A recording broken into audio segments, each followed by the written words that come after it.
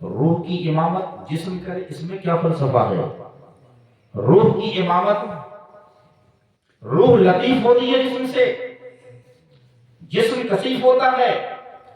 حضور صلی اللہ علیہ وسلم کے جسم نے انبیاء کرام کی روحوں کی امامت کرائی، اس سے پتا چلا کہ آپ کا جسم اقدس ان کی روحوں سے بھی لطیف تر ہے، تبھی تو آپ کے جسم نے ان کی روحوں کی امامت کروائی۔ اور پھر اس کے بعد ثم عرج بی الی السماء، پھر وہاں سے آسمانی سفر کا آغاز ہوتا ہے اور سرکار تشریف لے جاتے ہیں۔ اس بیچ میں ایک مقام پڑتا ہے جس مقام پر حضرت موسیٰ علیہ السلام اصل میں جب آ رہے تھے بیت المقدس کی طرف، راستے میں ایک مقام پر موسیٰ علیہ السلام کی خبر ملی۔ آپ نے دیکھا کہ موسیٰ علیہ السلام اپنی قبر میں کھڑے ہیں اور حضور صلی اللہ علیہ وسلم پر درود و سلام پڑھ رہے ہیں۔ یہاں پر یصلی کا معنی بعض لوگ لیتے ہیں نماز پڑھ رہے تھے، موسیٰ علیہ السلام نماز نہیں پڑھ رہے تھے۔ یصلی کا معنی، صلی اللہ یصلی کا معنی یہاں نماز نہیں ہے، صلی اللہ یصلی تسلیہ کا معنی یہاں درود و سلام ہے۔ کیا کوئی کسی کے یہاں کوئی مہمان آنے والا ہو تو وہ نیت باندھ کے کھڑا ہو جائے گا نماز کے لیے یا استقبال کی تیاری کرے گا؟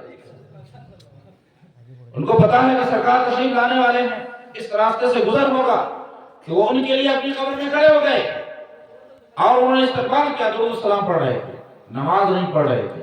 لہذا جو لوگ یہاں پر نماز کا ترجمہ کرتے بالکل غلط کرتے، درود و سلام پڑھتے۔ پھر اس کے بعد آپ کا سفر آسمانوں کا ہوا، ساتوں آسمان کی سیر آئی۔ پہلے آسمان پر پہنچے تو فاستفتح، جبریل امین نے دروازہ کھولنے کی درخواست کی۔ ندائی کون؟ کہا جبریل، کہا من معک، آپ کے ساتھ کون؟ کہا محمد صلی اللہ علیہ وسلم۔ کہا گیا ارسلا، کیا ان کو بھیجا گیا ہے؟ تو انہوں نے فرمایا نعم، آپ کے لیے دروازہ کھول دیا گیا۔ اس سے یہ پتا چلا کہ آسمانوں میں دروازے بھی، اور پہلے آسمان کے حضرت آدم علیہ السلام سے آپ کی ملاقات ہوئی۔ انہوں نے کہا السلام علیک یا ایھا ابن الصالح، اے ابن صالح آپ کا سلام۔ پھر اس کے بعد دوسرا سفر ہوا، اس سے آگے دوسرے آسمان کا، وہاں یحییٰ اور عیسیٰ علیہ السلام سے آپ کی ملاقات ہوئی۔ تیسرے آسمان پر یوسف علیہ السلام سے ملاقات ہوئی۔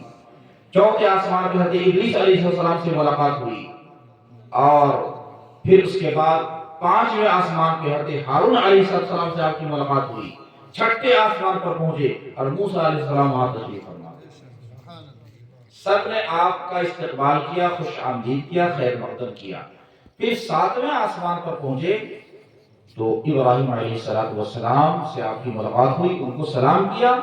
جبریل امین نے کہا آپ ان کو سلام کریں، یہ آپ کے باپ حضرت ابراہیم علیہ السلام ہیں، انہی کی نسل سے حضور صلی اللہ علیہ وسلم ہیں، ان کی زیارت کی۔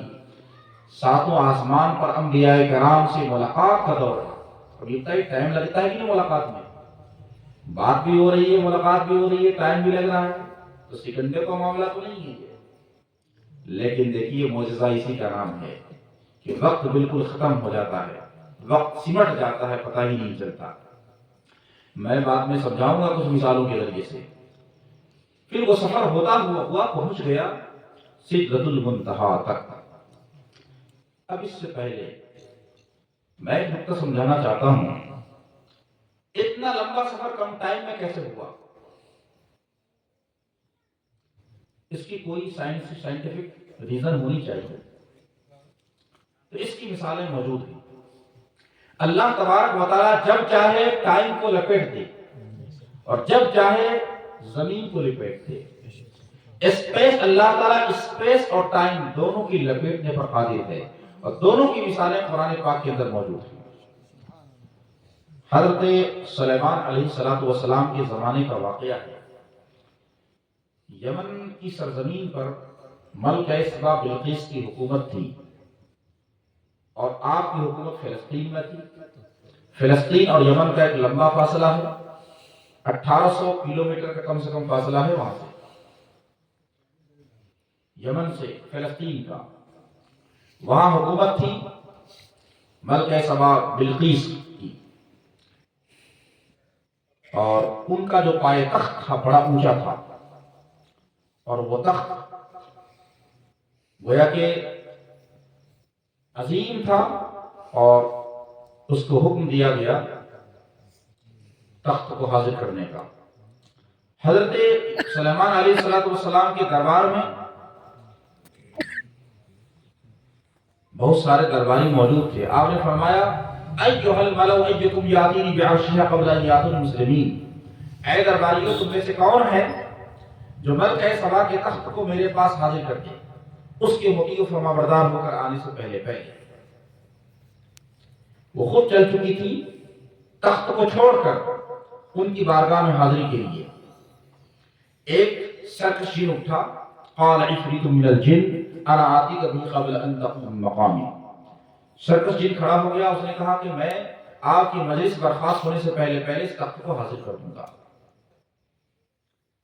حضرت سلیمان علیہ السلام کو اتنی تاخیر گوارا نہ تھی، آپ نے فرمایا میں اس سے جلدی چاہتا ہوں، کون ہے جو اس سے جلدی حاضر کرے؟ قال الذي عنده علم من الكتاب انا آتيك به قبل ان يرتد اليك طرفك، اس شخص نے کہا جس کے پاس کتاب کا علم تھا کہ میں پلک جھپکنے سے پہلے پہلے اس کے تخت کو حاضر کر دوں گا۔ کہاں یمن اور کہاں فلسطین، اور واقعی اس بندے نے پلک جھپکنے سے پہلے پہلے بلقیس کے تخت کو مجلس میں لا کے حاضر کر دیا۔ پلک جھپکنے کے کتنا ٹائم لگتا ہے؟ ایک دو تین سیکنڈ، مان لیے 3 سیکنڈ میں کم سے کم ایک مرتبہ پلک جھپک جاتا ہے۔ اتنے کم وقت میں تخت کو حاضر کیا گیا ہے، کیسے؟ اسی کو بولتے ہیں طیّ مکانی، اسپیس کو لپیٹ دینا، ٹائم کو لپیٹ دینا۔ یہاں اسپیس اور ٹائم دونوں کو لپیٹا گیا ہے، کم وقت میں اور لمبے فاصلے سے تخت کو لایا گیا کم ٹائم میں۔ یہ اس کی مثال ہے، طیّ مکانی کی بھی مثال ہے اور طیّ زمانی کی بھی مثال ہے، یعنی کم ٹائم میں پورا ہوا۔ دوسری مثال، اصحاب کہف اپنے غار میں کتنے 100 سال تک سوتے رہے؟ بتائیے آپ لوگ۔ وَلَبِثُوا فِي كَهْفِهِمْ 300 سِنِينَ وَازْدَادُوا تِسْعًا، اصحاب کہف اپنے غار میں 309 سال، 300 سنین 300 سال رہے، وَازْدَادُوا تِسْعًا 9 سال اور بڑھا۔ اس کا مطلب کیا ہوا؟ 300 سال عیسوی کیلنڈر کے اعتبار سے اور 309 سال ہجری کیلنڈر کے اعتبار سے، دونوں کیلنڈروں کا اس کے اندر ذکر ہے۔ تو 300 سال ہجری کیلنڈر کے اعتبار سے، 309 سال، اور 300 سال عیسوی کیلنڈر کے اعتبار سے سوتے رہے۔ جب بیدار ہوئے تو پوچھا گیا کتنے دن تک تم آرام کرتے رہے؟ کہا لبثنا یومن او بعض یوم، ایک دن یا ایک دن سے بھی کم۔ 309 سال کو اللہ تعالیٰ نے ایک دن کے اندر تبدیل فرما دیا۔ ان کو ایسا محسوس ہوا کہ ایک دن سے بھی کم ہم سوئے رہے۔ تو اللہ تبارک و تعالیٰ قادر ہے، جب چاہے 309 سال کو ایک دن کے اندر تبدیل فرما دے، اور 1800 1900 کلومیٹر کے فاصلے کو ایک لمحے میں طے کرا دے۔ اسی کو قدرت کہتے ہیں۔ حضور صلی اللہ علیہ وسلم کا جو سفر معراج تھا وہ طیّ زمانی طیّ مکانی دونوں کی مثال ہے، یعنی ٹائم اینڈ اسپیس دونوں کو لپیٹ دیا گیا۔ اور ٹائم جو بنتا ہے وہ سولر سسٹم کے دائرے سے بنتا ہے۔ جب آپ کا سفر ہوا تو مقام سے لامکان میں چلے گئے، اور لامکان میں ٹائم بنے گا کیسے؟ جب سدرۃ المنتہا پر پہنچے تو قدسیان فلک کو، فرشتوں کو بھی اشتیاق تھا کہ اس رسول محتشم کا ہم بے نقاب جلوہ کریں، حضور صلی اللہ علیہ وسلم کو دیکھیں۔ تو قدسیان فلک کے لیے انتظام کیا گیا، کہا گیا کہ اے فرشتوں، پوری کائنات آسمانی سے تم سمٹ جاؤ درخت سدرہ پر۔ تو پوری کائنات آسمانی سے فرشتے جمع ہو کر درخت سدرہ پر آ گئے۔ درخت سدرہ کے بارے میں کہا گیا کہ بیڑی کا پیڑ ہے، اور اس کے پتے آذان الفیل، ہاتھیوں کے کان کی طرح اس کے پتے ہیں، اتنے بڑے پتے تھے، اور فرشتوں کی اتنی کثرت ہوئی کہ درخت سدرہ نور کے سائے میں آ گیا۔ قرآن کہتا ہے اذ یغشی السدرۃ ما یغشی، سدرے کو ڈھانپ رہا تھا وہ جو ڈھانپ رہا تھا۔ فرشتوں کی کثرت نے درخت سدرہ کو نور کے سائے میں لے لیا۔ علامہ سیوطی کے الفاظ میں استعذنت الملائکۃ ربک تبارک و تعالی ان ينظروا الى النبي صلی اللہ علیہ وسلم فاذن لهم فغشیت الملائکۃ السدرہ لينظروا الى النبي صلی اللہ علیہ وسلم۔ ملائکہ نے، فرشتوں نے اللہ تعالیٰ سے اذن طلب کیا کہ ہم تیرے نبی کا دیدار کرنا چاہتے ہیں، اور اللہ تعالیٰ نے اذن دے دیا، اجازت دے دی، تو تمام فرشتے درخت سدرہ پر جمع ہو گئے تاکہ حضور صلی اللہ علیہ وسلم کو دیکھ سکیں۔ فرشتوں کا کو بھی معراج کرائی گئی، ان کی بھی تو معراج تھی یہ